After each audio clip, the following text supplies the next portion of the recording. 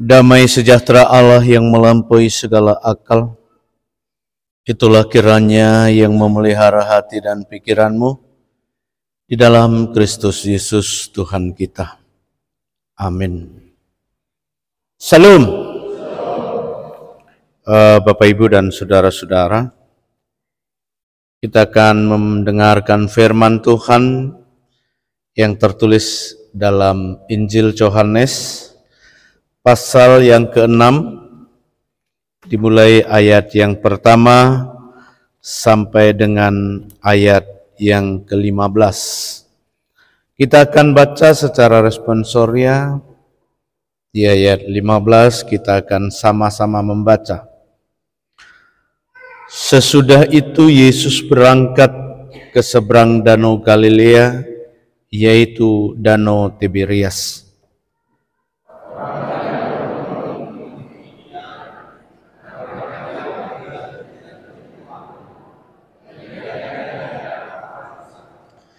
Dan Yesus naik ke atas gunung dan duduk di situ dengan murid-muridnya.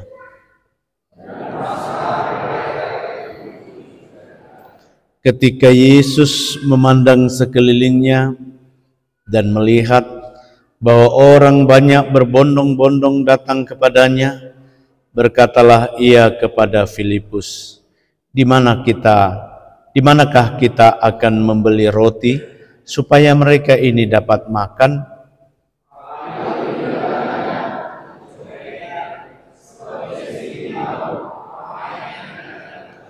Jawab Filipus kepadanya, "Roti seharga 200 dinar tidak akan cukup untuk mereka ini, sekalipun masing-masing mendapat sepotong kecil saja."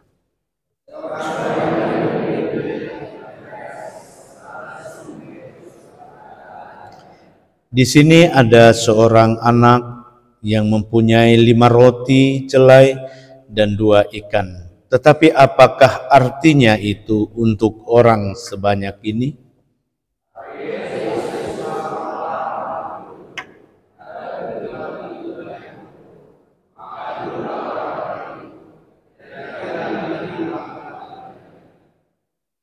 Lalu Yesus mengambil roti itu, mengucap syukur dan membagi-bagikannya kepada mereka yang duduk di situ. Demikian juga dibuatnya dengan ikan-ikan itu sebanyak yang mereka kehendaki.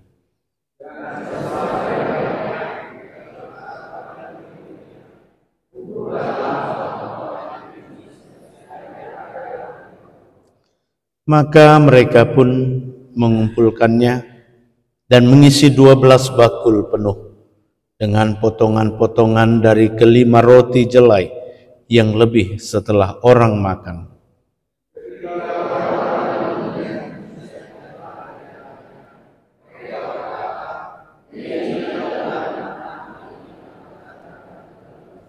Kita sama-sama. Karena Yesus tahu bahwa mereka hendak datang dan hendak membawa Dia dengan paksa untuk menjadikan Dia raja, Ia menyingkir pula di gunung seorang diri. Demikian firman Tuhan. Bapak, Ibu, dan saudara-saudara, kebutuhan semua manusia adalah sehat dan juga mempunyai sandang pangan, dan itulah bagian yang harus menjadi prioritas kehidupan manusia. Ketika Yesus mengajar, ketika Yesus memberikan satu berita sukacita kepada semua orang, yang pertama Yesus memberikan tanda-tanda mukjizat. Dia menyembuhkan orang sakit, Dia mencelikkan orang buta, Dia membuat jalan orang yang sedang lumpuh, bahkan Ia membangkitkan orang yang sudah mati. Dan bukan itu saja yang Dia lakukan, tetapi Yesus juga memberikan makan sebanyak 5.000 orang, laki-laki, dan mungkin juga 15.000 semuanya.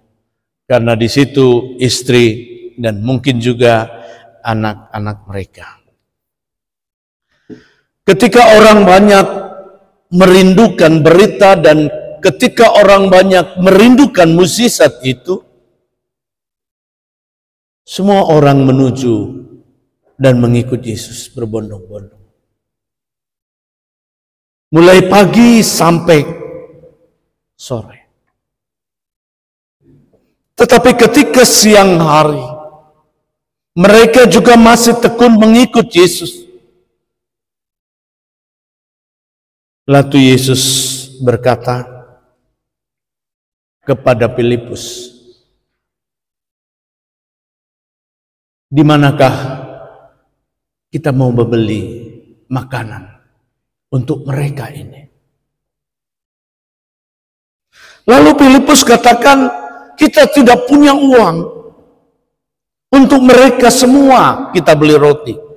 Bahkan sesatu saja kita bagikan kepada mereka, uang kita tidak cukup. Uang kita hanya 200 dinar." Lalu Andreas berkata, "Tuhan, di sini ada seorang anak kecil. Dia mau menyerahkan 5 roti dan 2 ikan sebagai bekalnya untuk Tuhan." Lalu Tuhan memanggil Andreas, "Bawalah ke sini 5 roti dan 2 ikan itu." Lalu Yesus berdoa, mengucap syukur, dan membagi-bagikan 5 roti dan 2 ikan. Tuhan berpesan, berikanlah kepada mereka secukupnya apa yang mereka butuhkan. Tetapi ingat, setelah mereka semua makan, kumpulkanlah sisa-sisa makanan itu. Dan setelah dikumpulkan, sisa 12 keranjang. Lalu semua orang menyatakan, inilah yang pantas menjadi raja. Dan semua orang ingin memaksa Yesus diangkat menjadi raja. Lalu Yesus pergi meninggalkan mereka. Karena tujuan daripada Yesus bukan menjadi raja dunia, tetapi raja surgawi. Saudara-saudara yang dikasihi oleh Tuhan Yesus, kebutuhan manusia seperti apa yang saya katakan tadi. Yang pertama, bagi orang yang sakit selalu katakan, aku ingin supaya sembuh. Dan tidak ada seorang pun ketika sakit tidak ingin mendapat kesembuhan. Oleh karena itu ketika Yesus mengajar, ketika Yesus memberikan beberapa tanda, orang-orang sakit selalu mengikuti. Dan tidak sedikit orang percaya karena dia telah sembuh dari penyakitnya. Lalu mengikut Yesus.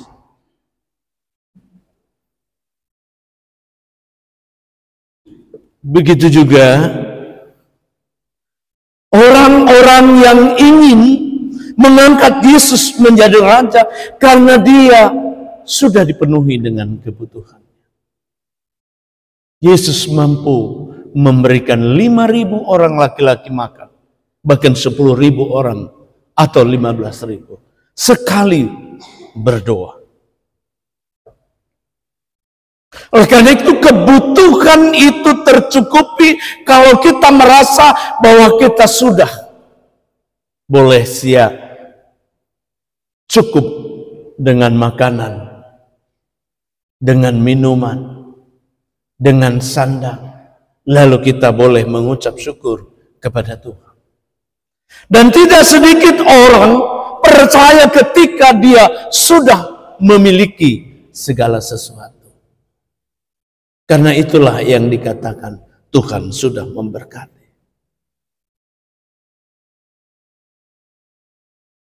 Saudara yang dikasihi oleh Tuhan, sementara kehadiran Kristus bukan saja untuk memenuhi segala keluhan orang-orang sakit, segala keluhan orang-orang miskin, segala keluhan ketidakcukupan hidup, tetapi Yesus datang mau menyelamatkan semua umat manusia.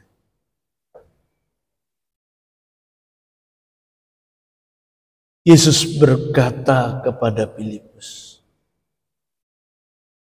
"Di manakah kita boleh membeli roti?"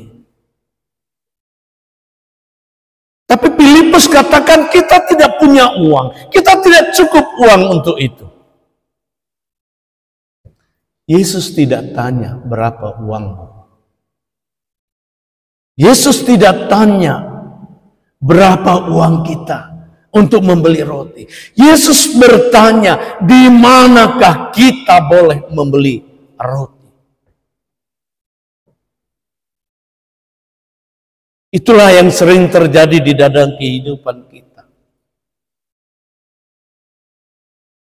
Ketika kita punya cita-cita, ketika kita punya harapan, ketika kita punya tujuan, kita selalu muarakan, cukupkah uang kita? Ketika kita mau menyekolahkan anak, ketika kita mau membeli sesuatu tahun depan dan tahun yang akan datang, kita memikirkan, apakah uang kita cukup? Yesus tidak tanya uang. Tapi Yesus punya cara itu. Dan tidak sedikit orang-orang menerima kasih karunia Kristus, boleh belajar sampai setinggi-tingginya, bukan karena uangnya, tetapi karena Tuhan memberikan kesempatan baginya. Ada mulai jalur beasiswa dan sebagainya. Begitu juga orang-orang yang ingin mendapatkan sesuatu. Uang bukanlah segala-galanya. Tetapi kita harus melihat bahwa Yesus selalu menyertai, menguatkan dan memberkati semua pekerjaan, usaha dan rancangan-rancangan kita. Kalau kita mau seperti apa yang dikatakan Yesus.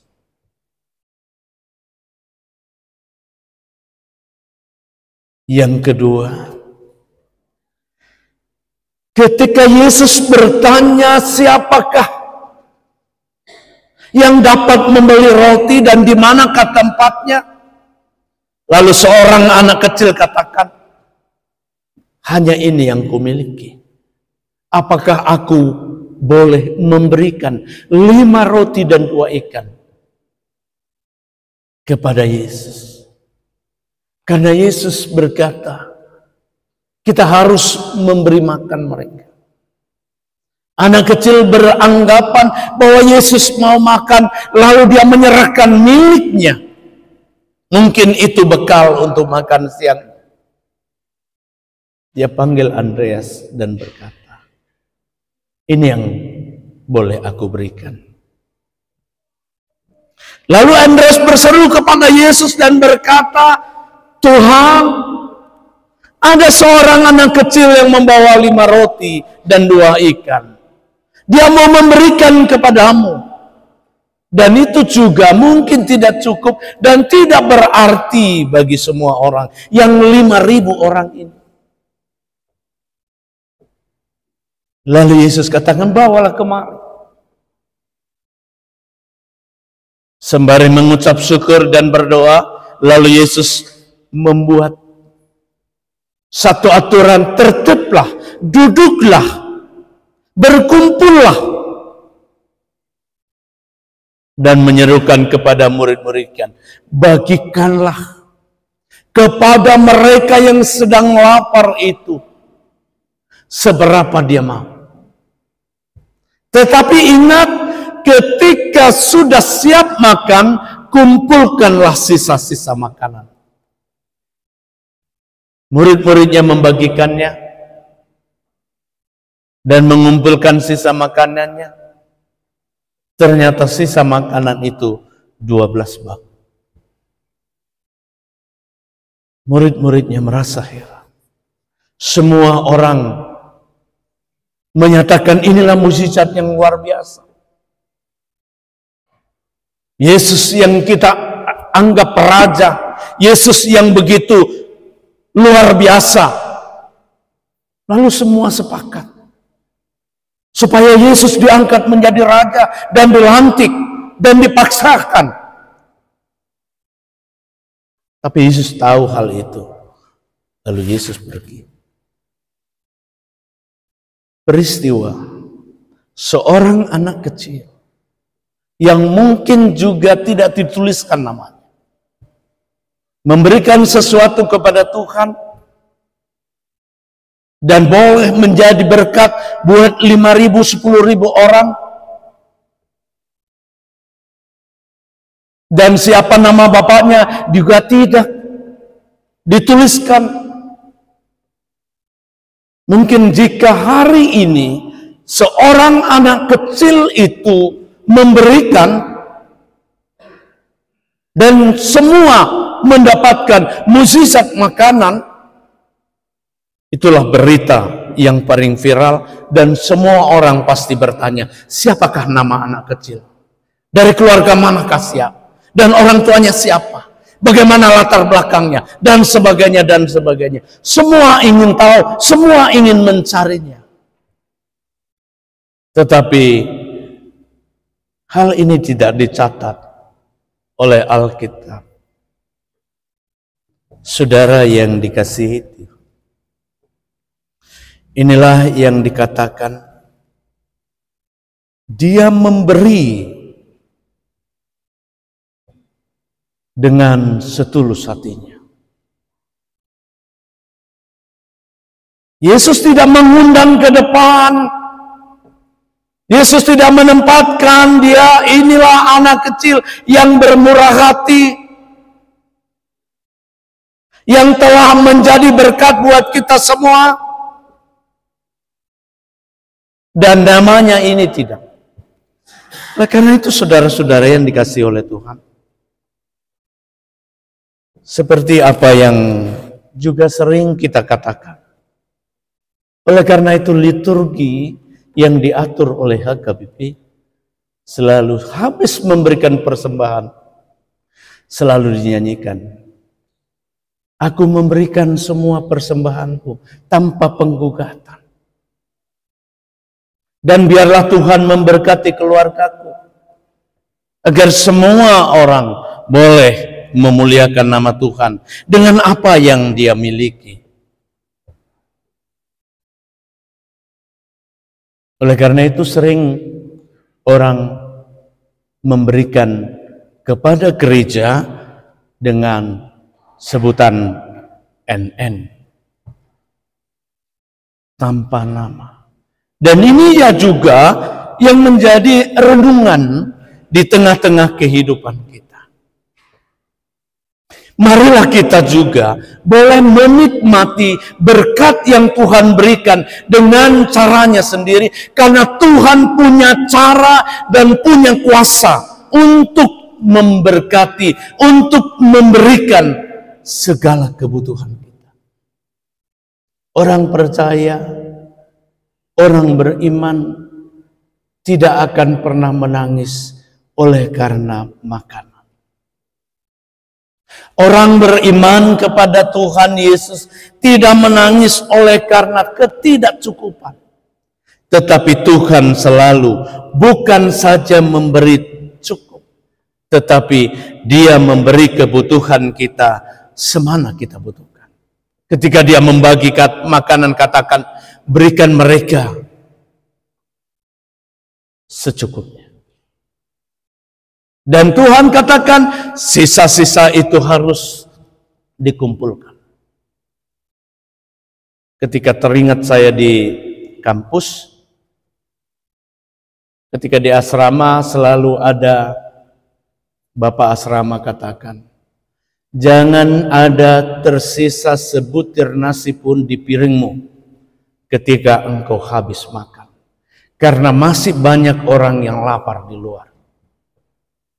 Ambillah secukupnya, agar orang juga mendapat bagian. Lalu orang juga berkata, Tuhan menciptakan manusia bermiliaran orang. Tuhan memberikan segala sesuatu kecukupan bagi semua orang. Lalu pertanyaannya, mengapa masih ada orang lapar? Mengapa masih ada orang miskin? Mengapa masih ada orang yang tidak mampu? Karena masih banyak ternyata orang-orang yang mengambil bagiannya dari saudara-saudaranya. Masih banyak orang bukan mengambil kebutuhannya, tetapi mengambil yang bukan haknya. Dan pada saat inilah kita boleh merenungkan. Ternyata kemiskinan, penderitaan itu disebabkan masih banyak orang yang mengambil bagian orang lain. Atau kita katakan masih banyak orang yang serakah, sehingga bukan bagiannya juga diambil. Tetapi Yesus katakan, bagikan kepada semua orang secukupnya dan sisanya kembalikan. Bapak, Ibu, dan saudara-saudara, marilah kita merenungkan firman Tuhan. Sebagai orang beriman, kita tidak pernah kekurangan. Tetapi Tuhan selalu memberikan segala kebutuhan kita. Kebutuhan anak-anak kita, kebutuhan masa depan kita. Kalau kita mau percaya kepada Dia. Dia punya cara. Tuhan punya cara yang luar biasa. Oleh karena itu, setia dan percaya. Itulah yang Tuhan mau. Agar kita boleh menjadi anak-anak atau orang-orang yang sanggup memuliakan nama Tuhan di sepanjang kehidupan kita dengan apa yang kita miliki. Tuhan memberkati. Amin. Kita berdoa. Allah Bapa kami, Allah yang kami kenal di dalam nama Tuhan Yesus. Pada pagi hari ini kami bersyukur kalau Tuhan telah memelihara dan menyertai kami, memberikan segala kebutuhan kami sehingga kami tidak menangis oleh karena makanan. Tapi Engkau memberikan kecukupan, begitu juga anak-anak kami. Tidak terlantar oleh karena masa depannya. Tapi Engkau memberikan segala kebutuhan mereka. Karena Engkau sudah memberkati pekerjaan kami, memberkati usaha kami, agar itu semua boleh mencukupi segala kebutuhan kami. Berkati kami Bapa di setiap link kehidupan kami. Berkati juga anak-anak kami, tambah pengetahuan dan pengertian, agar anak-anak kami itu juga boleh menjadi orang yang berguna di hadapan-Mu, negara, dan akan menjadi sukacita bagi kami. Begitu juga Tuhan, pada hari ini kami mau berdoa buat seluruh sahabat-sahabat kami, saudara kami, anak-anak-Mu yang dalam penderitaan oleh karena mereka dalam keadaan sakit. Lawatlah mereka dengan satu kasih karunia, dan karena kemampuan Engkau boleh menyembuhkan mereka. Khususnya buat Nyonya Raja Guguk Buru Togatoro, Nyonya Sregar Buru Purba, Nyonya Silaban Buru Simbulun, Nyonya Sianipar Buru Marpaung, begitu juga Amang Sregar. Kami tahu Tuhan, mereka sedang dalam penderitaan. Oleh karena itu, biarlah Engkau juga melawat dan memberkati segala obat, begitu juga keluarga, agar mereka memperoleh sukacita yang daripada Tuhan dan selalu berharap hanya kepada-Mu. Begitu juga saudara-saudara kami yang tidak kami sebutkan, mungkin juga mereka berada di tempat ini. Tuhan, biarlah Engkau juga melawatnya dan memberi kesembuhan baginya. Itu Tuhan, pada saat ini kami juga mau berdoa buat pemerintahan kami, buat pilkada kami. Biarlah Engkau juga memberikan kedamaian, sukacita dan keamanan, sehingga apapun yang terjadi di tengah-tengah bangsa kami ini akan boleh memuarakan untuk kesejahteraan bagi kami. Begitu juga pemimpin-pemimpin gereja. Tuhan berkati agar apapun kebijakan yang boleh mereka lakukan itu hanya untuk kemuliaan bagi nama Tuhan. Berkati semua majelis-Mu dan berkati semua jemaat-Mu, lingkungan, dan begitu juga sahabat-sahabat kami. Tuhan, pada saat ini kami mau serahkan seluruh kehidupan kami hanya ke dalam tangan pengasihan-Mu. Di dalam nama Tuhan Yesus kami mengucap syukur dan berdoa. Amin.